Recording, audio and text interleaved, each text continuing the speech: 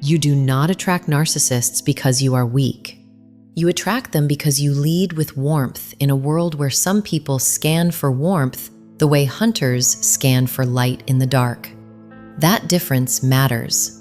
An empath walks into a room and notices pain, tension, silence, and small emotional changes.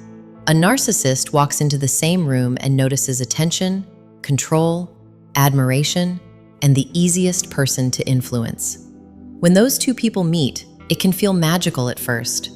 One feels deeply seen, the other feels deeply fed. That is why this pattern looks like love in the beginning and damage in the end. The danger starts before the empath even knows a game has begun. Most empaths do not search for power. They search for connection and meaning. They believe that patience can heal distance and that kindness can soften harsh behavior. A narcissist often reads those traits as opportunity.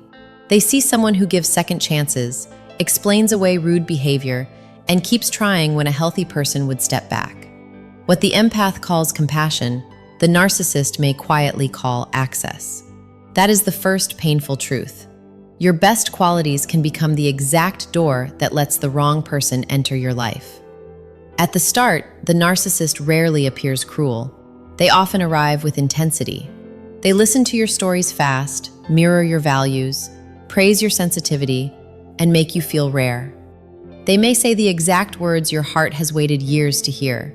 To an empath, this feels like emotional recognition. Finally, someone who understands. But what feels like deep compatibility can actually be strategic reflection. A narcissist studies what matters to you and then performs it back with perfect timing. Sometimes they even believe their own performance. Still, the result is the same. You fall for the version of them that was designed to pull you closer. This is where many empaths get trapped. You do not attach only to the person. You attach to the potential. You see the wounded child inside the difficult adult. You imagine what they could become if they finally felt safe, respected, and loved. So when the mask begins to slip, you do not think, "This person is dangerous." You think, "This person is hurting." Instead of protecting yourself, you begin managing their moods. Instead of questioning the pattern, you question your response. You become the stabilizer in a relationship that survives by keeping you unstable. That is how empathy slowly turns into self-abandonment. A narcissist is often drawn to emotional supply, and empaths carry a lot of it. You bring attention, forgiveness, encouragement, and intense focus on another person. You remember details. You sense unspoken feelings. You try to repair conflict quickly because tension hurts you. To a manipulative person, these are not just sweet traits. These are useful traits. If they become distant, you chase clarity. If they act offended, you rush to explain. If they withdraw affection, you work harder to restore peace. Without realizing it, you begin doing emotional labor for a person who keeps moving the finish line. Then comes the cycle that confuses almost everyone. One day they are charming, attentive, and full of future plans. The next day they are cold, dismissive, jealous, or strangely irritated by your needs. This hot and cold behavior does not only hurt, it conditions you. Your nervous system starts waiting for the next good moment the way a thirsty person waits for rain. Because the kindness appears unpredictably, it starts to feel more valuable than steady care ever did. You become attached not to peace, but to relief. That is one of the darkest shifts in the entire pattern, because relief can be mistaken for love when you have been under stress for too long. Another reason empaths attract narcissists is boundaries. Many empaths have love, but not enough limits. They can say yes when their body is begging for no. They can stay available when they are exhausted. Healthy people respect openness and meet it with care. Narcissistic people test openness and meet it with pressure. They push a little, watch what happens, then push more. Each time you bend to keep the peace, they learn that your empathy can be negotiated against you. What started as flexibility becomes permission, and what looked like patience becomes a silent invitation to keep taking. There is also a hidden emotional match between these two personalities. The empath often feels responsible for harmony.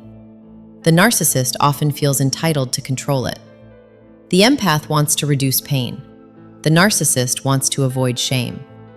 So when conflict happens, the empath moves toward repair, while the narcissist moves toward blame, deflection, or superiority. One person keeps asking, "How do we fix this together?" The other keeps asking, "How do I protect my image right now?" Because the goals are different, the conversation never lands in the same place. The empath leaves drained and confused. The narcissist leaves with their ego protected and the pattern still alive. If you are an empath, the deepest risk is not only heartbreak, it is identity erosion.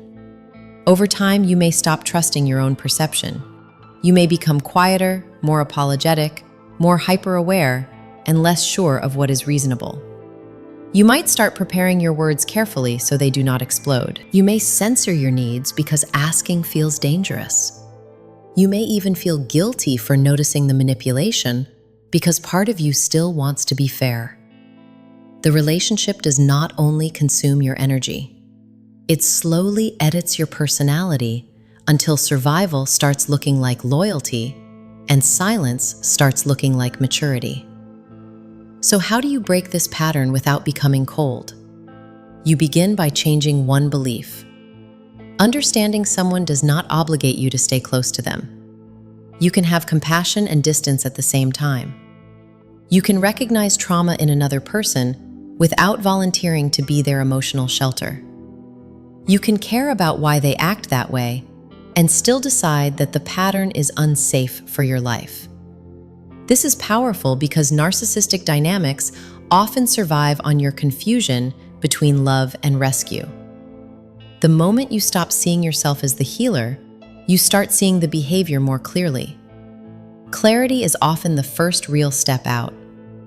Next, watch actions more than explanations. Narcissistic people can be extremely skilled with words, apologies, promises, and emotional performances. They may speak your language of growth, healing, and honesty without practicing any of it for long. Do not judge the connection by intense moments. Judge it by repeated patterns. Does respect stay present when they are frustrated? Do they take accountability without turning themselves into the victim? Can they handle your boundary without punishing you? Real change is boring, steady, and consistent. Manipulation is dramatic, emotional, and usually strongest when they fear losing control of your attention.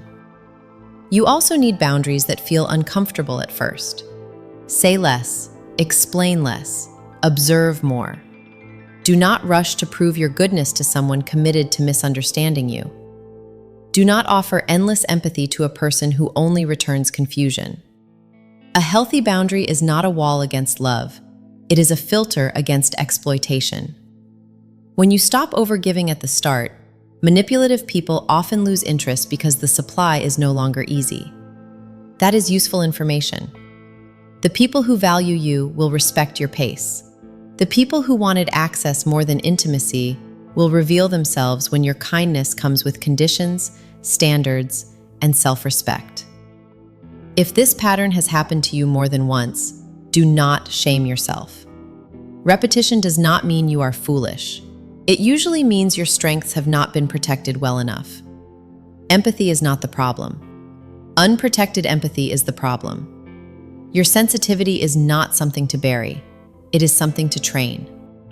Learn the difference between chemistry and safety. Learn the difference between intensity and sincerity. Learn the difference between being needed and being loved. Those distinctions can save years of pain because narcissistic relationships move fast with emotion, while healthy relationships move steady with truth. So here is the truth that can change your future. Empaths do not attract narcissists because they deserve pain. They attract narcissists because light attracts everything, including what wants to grow and what wants to consume. Your job is not to shine less. Your job is to become harder to use. Keep your warmth, but add discernment. Keep your compassion, but add standards. Keep your open heart, but stand guard at the door. The right people will not be offended by your boundaries. They will feel safe because of them. And the wrong people will call you difficult the moment they realize they cannot control the story anymore. When that happens, do not panic. That is not rejection. That is protection finally doing its work.